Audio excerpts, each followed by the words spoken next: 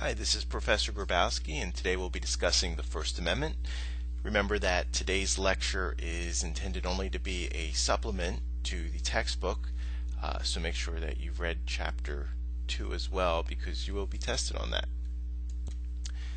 First things first, what is the First Amendment?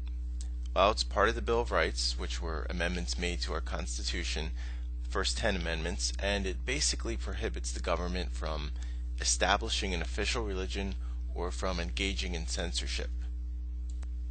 To be precise, the First Amendment states, Congress shall make no law respecting an establishment of religion or prohibiting the free exercise thereof, or abridging the freedom of speech or of the press, or the right of the people peaceably to assemble and to petition the government for redress of grievances. So you're thinking, okay, great, I already know this. Why are you telling me this? Well, the expression of free speech is not only a constitutional right, but it's also critically important to foster independent thinking, differing views, and individual growth so that society as a whole can benefit, particularly within college settings like ours. And by knowing the First Amendment and applying the principles behind it, you can ensure that your rights aren't violated.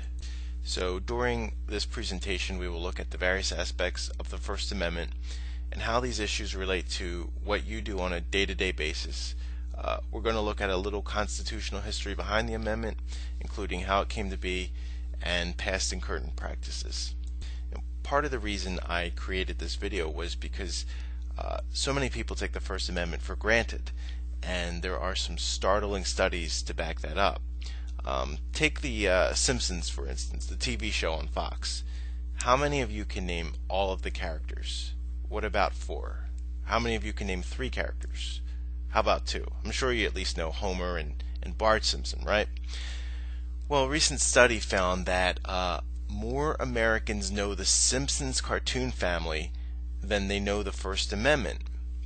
More than half of those studied or surveyed could name at least 2 members of the Simpson cartoon family, and according to this study, more than 1 in 5 could name all 5 Simpsons family members: Homer, Marge, Bart, Lisa, and Maggie.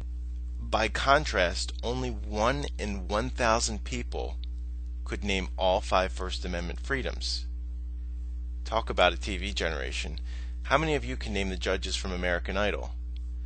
More people can name the 3 American Idol judges. I guess actually there's 4 now, but 3 at the time of the study. More people could name all 3 American Idol judges, Paula, Randy, and Simon, than could name all 5 First Amendment rights. So it's no wonder that Americans take free speech and the First Amendment for granted. They have no idea what it's even all about. Even more startling is a survey by the First Amendment Center, which found that nearly 40% of all Americans believe the press has too much freedom. 2/3, or about 67%, want stricter regulation of offensive clothing and television content. And 1/3 of high school students think the First Amendment provides too much freedom. Polls show that most Americans support free speech in theory, but when asked more specific questions such as, should Americans be free to advocate communism, or should flag burning be legal? It is, incidentally. Most persons polled are far less willing to support free speech values. If a referendum were held today on whether to adopt the First Amendment, do you think it would pass? My guess is no. Now, it's perfectly fine to have those views and to want more restrictions, but you should at least understand first what the First Amendment says and why it provides the freedoms that it does. A lot of people don't. It's kind of like whenever a controversial movie comes out, and you have a lot of people criticizing it and protesting it. You ask around and you find out that a lot of the people who are opposed to it haven't even bothered seeing it. So it's like, how do you know what you're upset about? How do you know that the movie's bad? Same thing with the First Amendment. If you're going to go and be critical of it, then you should at least have an understanding of the basics, and a lot of people don't. Okay, so let's review those 5 points again. The First Amendment provides the right of the press to openly speak. It provides the right to practice a religion, but not for the country to establish an official religion. It provides the right to gather or assemble. It provides the right to petition, and it provides the right of free speech to individuals, not just the press. And the reasons our founding fathers decided to incorporate the First Amendment into the Constitution are many and varied. First, the First Amendment, or free speech, promotes the discovery of truth.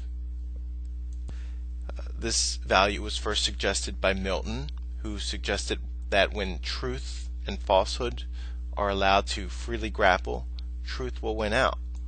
Second, the First Amendment helps facilitate participation by citizens in political decision making.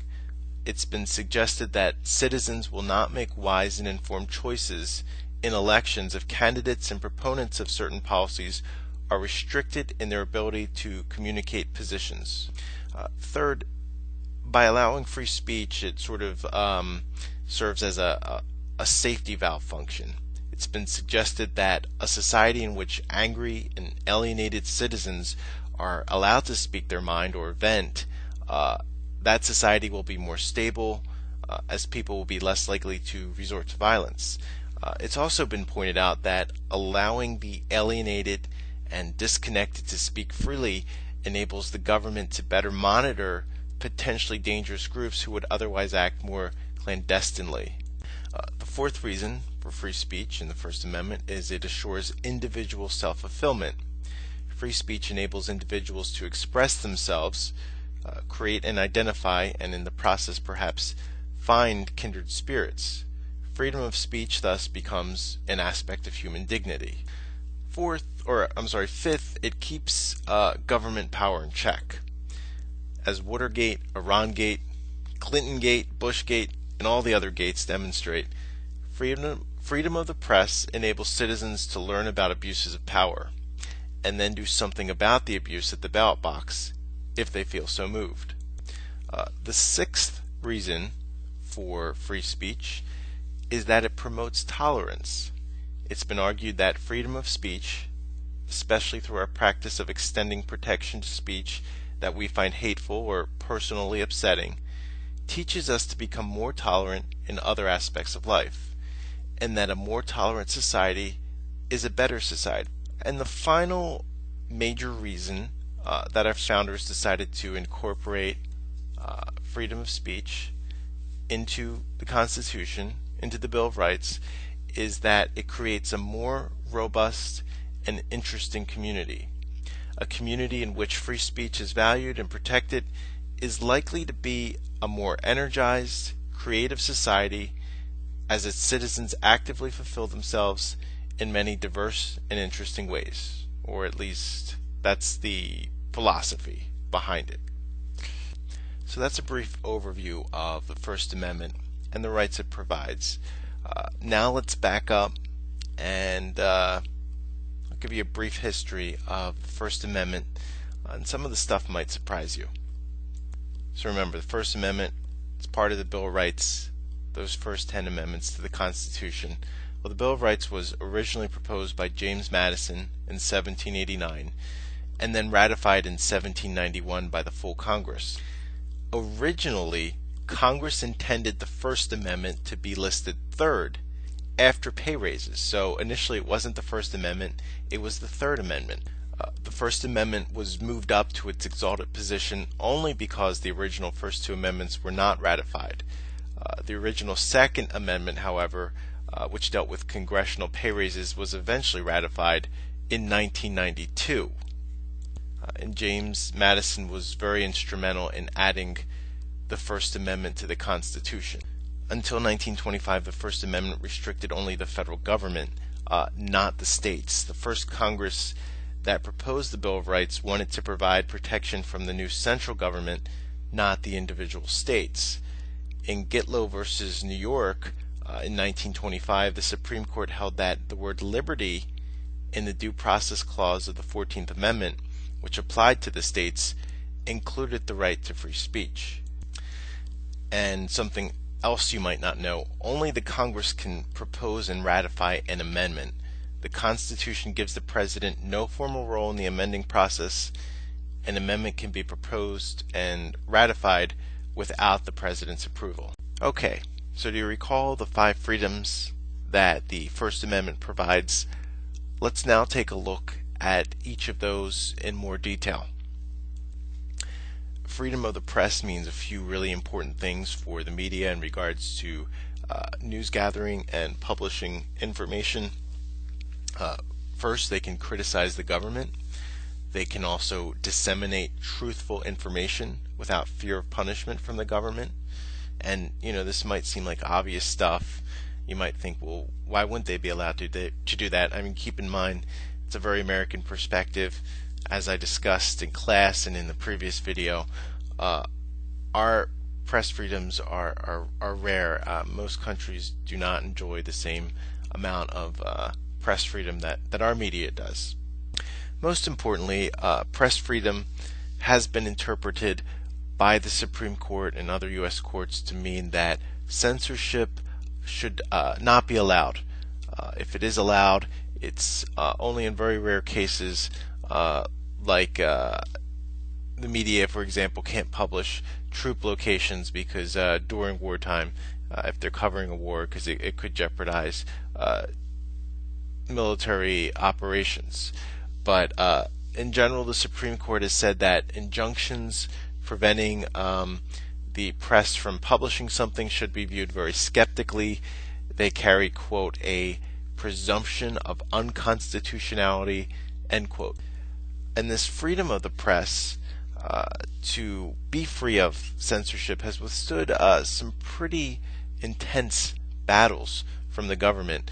For example, in 1971, the Nixon administration went to court to stop publication of the so-called Pentagon Papers, which were a series of accounts based on a stolen classified document entitled The History of the U.S. Decision-Making on Vietnam Policy.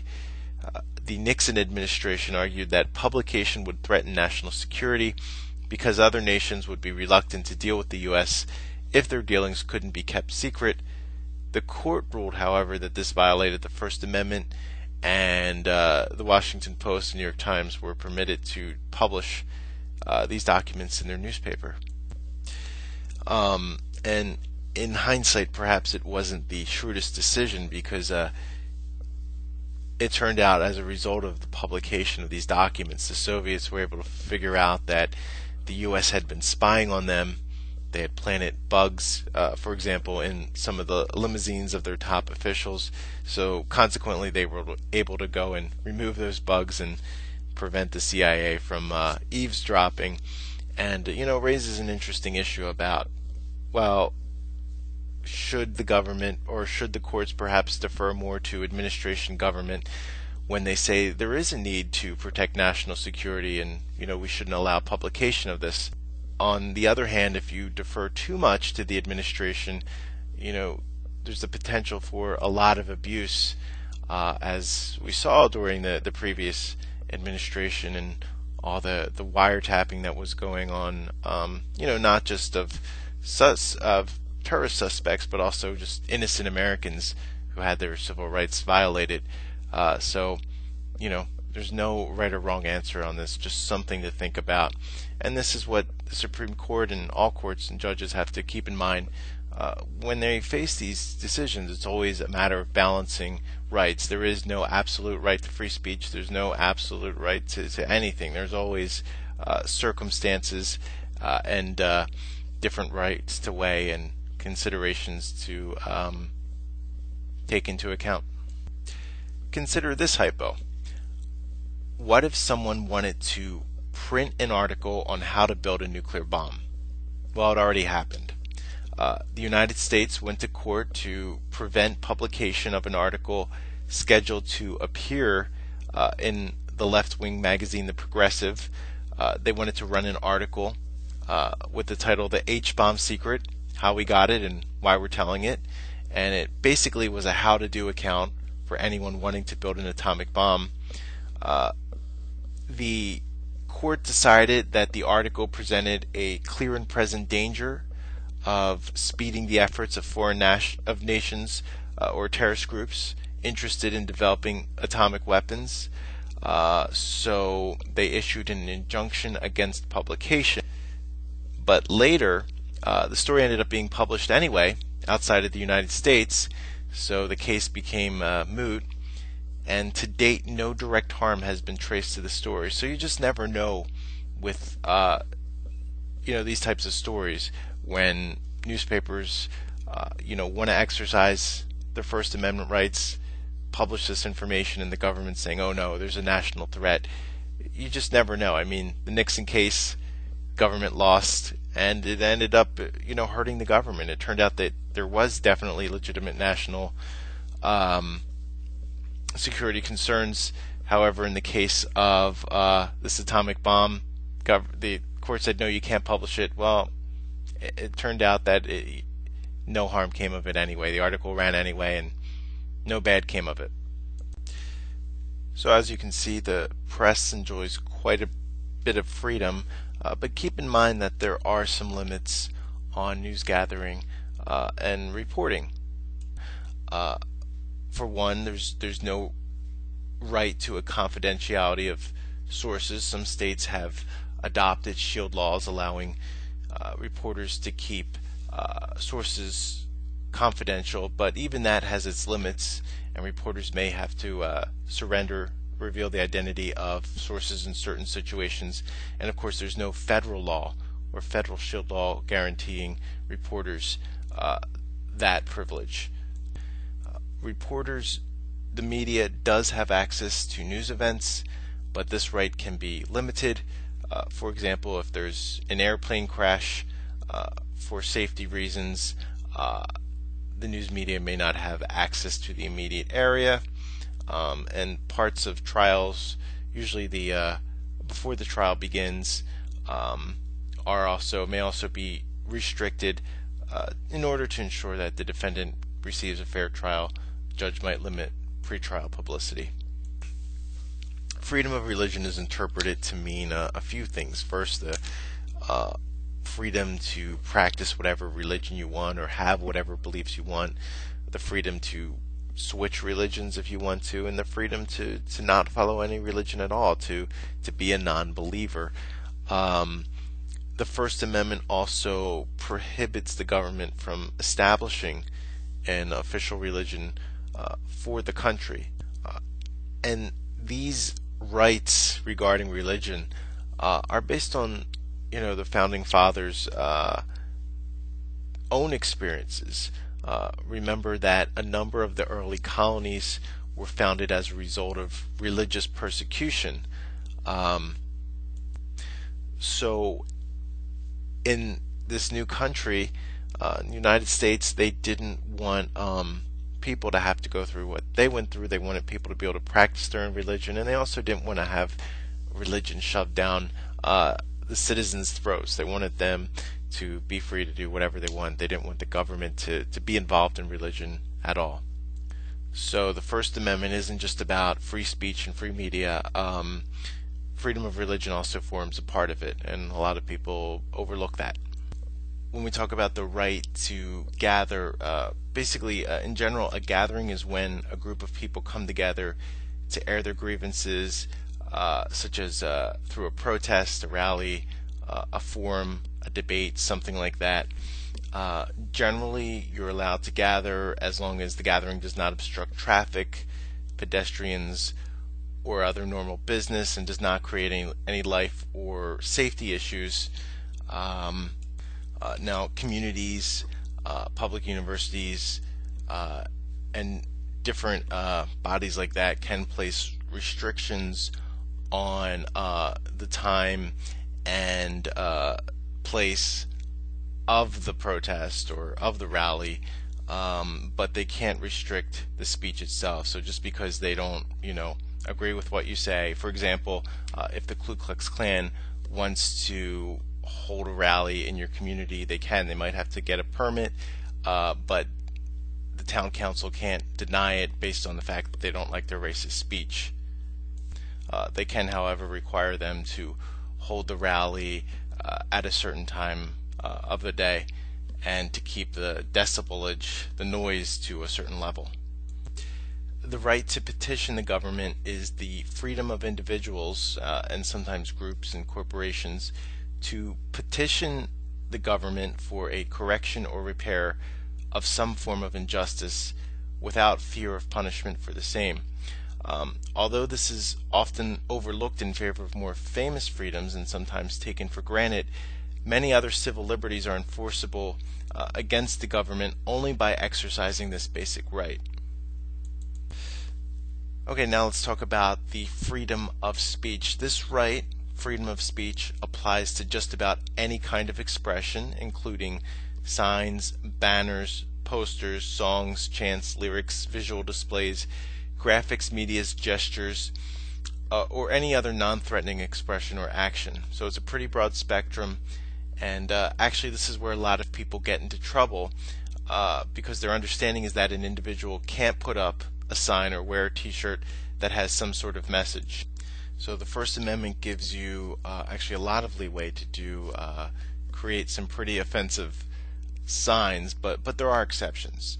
The Supreme Court often balances First Amendment rights with other personal rights and societal interests, such as the right to privacy, the right to protect one's reputation, the right to protect national security interests, and the right against obscenity, just to name a few interests that are sometimes favored over First Amendment rights.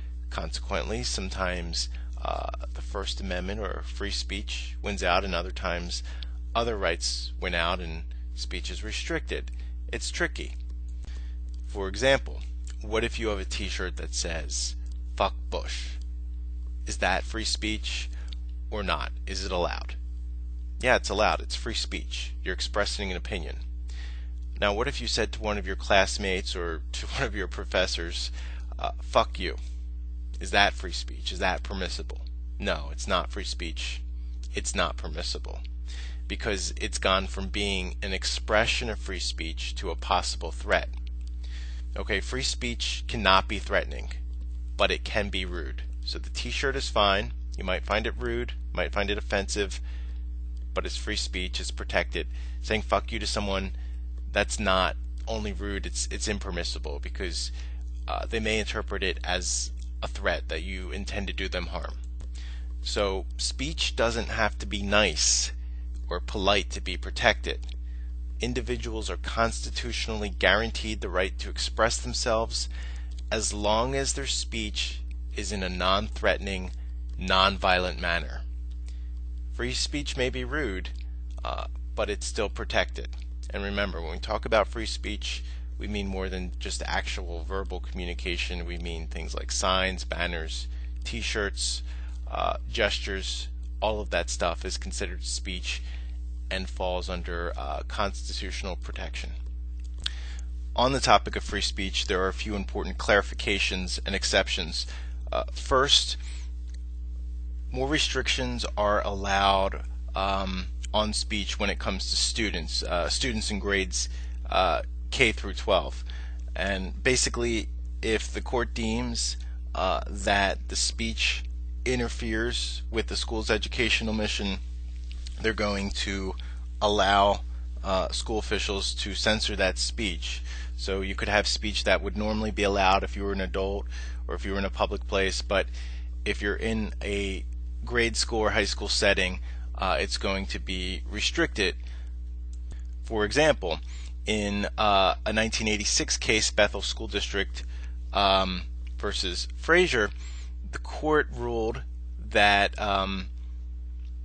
school officials could prohibit a student from delivering a sexually suggestive speech during a school assembly to elect student government officials. Hate speech is also allowed, and by hate speech, the court has defined this as words or symbols that are offensive, hurtful, or wounding, and are directed at racial or ethnic characteristics, gender, religious affiliation, or sexual preference. So basically, anti-gay or lesbian names or language, racist remarks, ethnic slurs, sexist language. All of that is protected free speech. And this can kind of cause some confusion because, as I mentioned, fighting words are not allowed.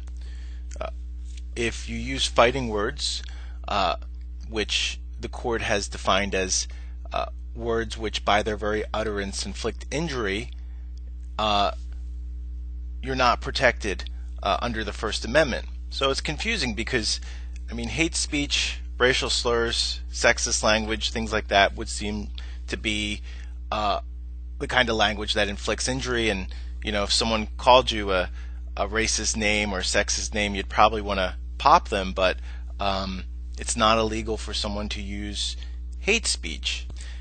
Consequently, you can go and burn a cross. As long as it's not combined with an overt threat of violence to a specific person or family, it's protected free speech.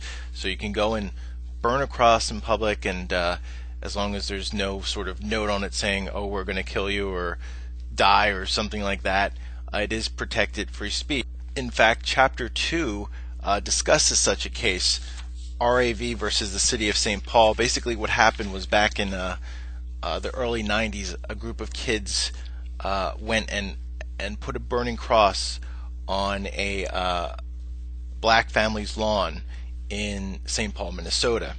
The city had a law against hate speech, so they found these kids, they arrested them, and they charged them under this law.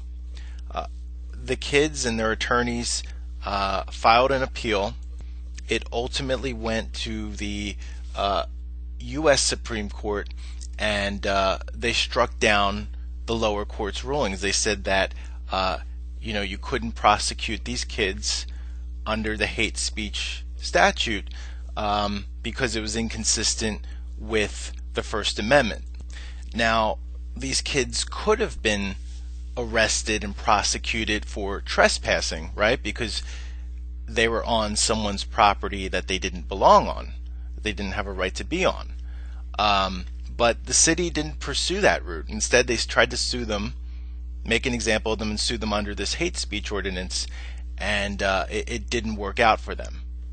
But this illustrates another point, and that is that, as I mentioned, these kids could have been prosecuted and they could have gone to jail for violating trespass. So just because you may have a First Amendment right or free speech right to do something doesn't mean that there still couldn't be consequences, that you might not have to pay the price in other ways.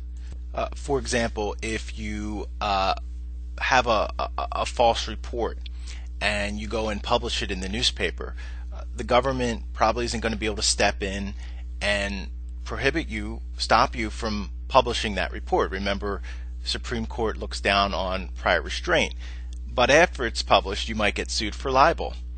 Similarly, if you go and make a racist remark, there's no free speech issue there. There's no violation there. But you're allowed to do that. But you might go and you might get fired from your job, as Don Imus learned when he made some very unfortunate racist remarks about the Rutgers women's basketball team on his radio show. So again, it might seem a bit bewildering, how can putting a burning cross on someone's lawn not be considered fighting words? But it's not. It's considered hate speech because it's racially motivated, and that is protected under the First Amendment.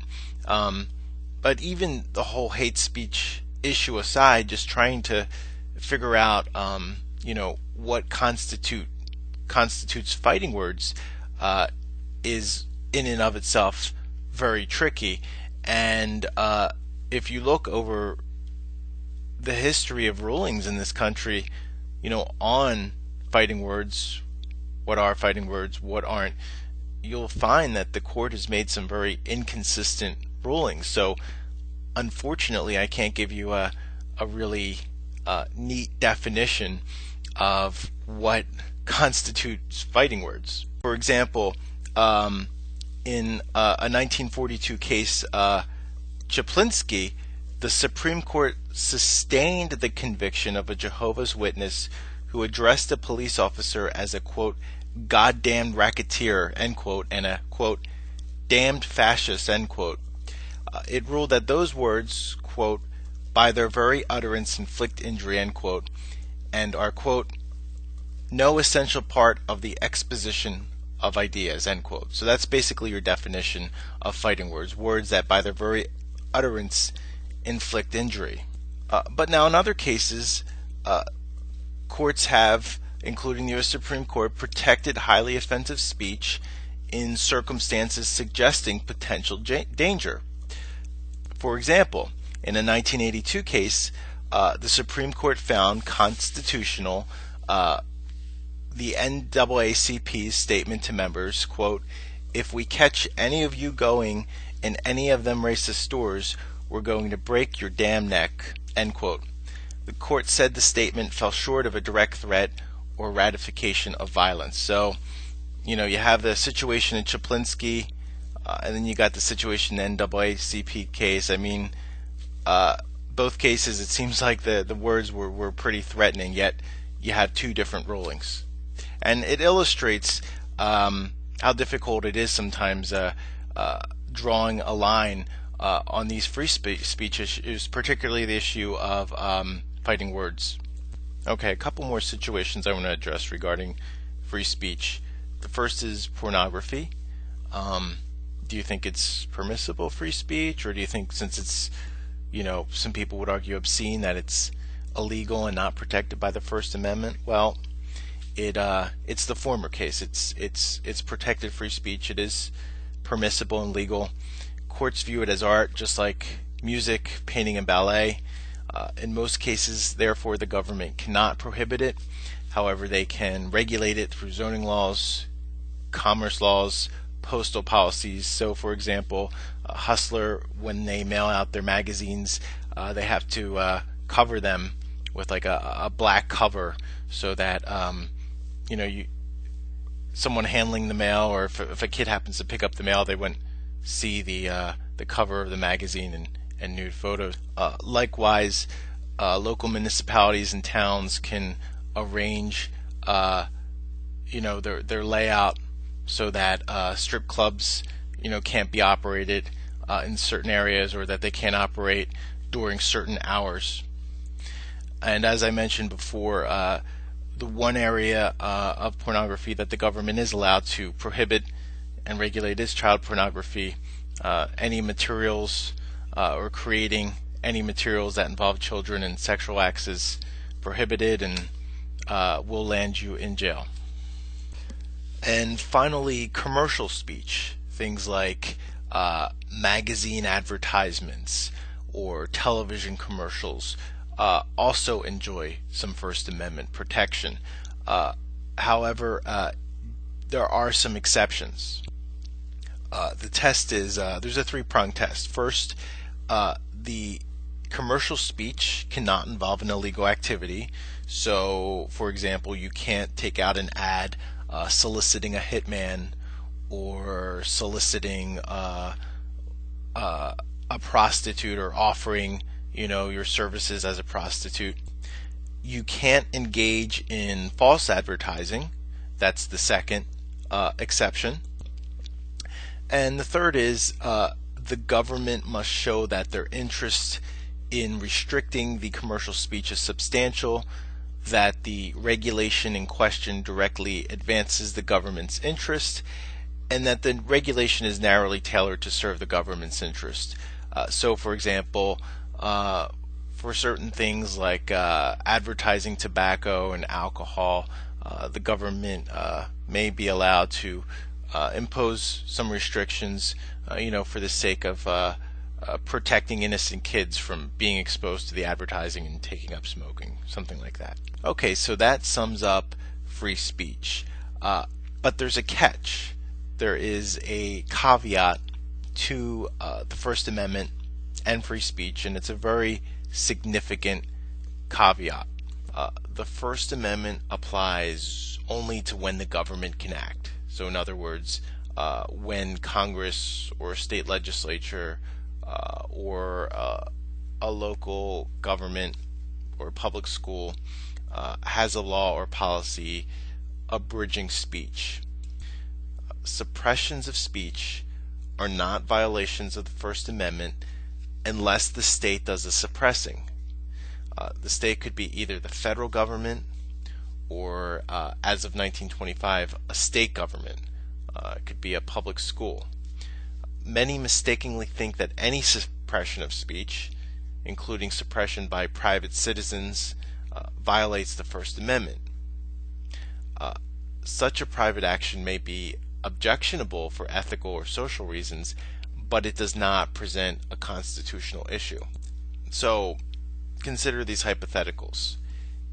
If a record company decides to drop a certain rap group from its roster of recording artists, has the First Amendment been violated?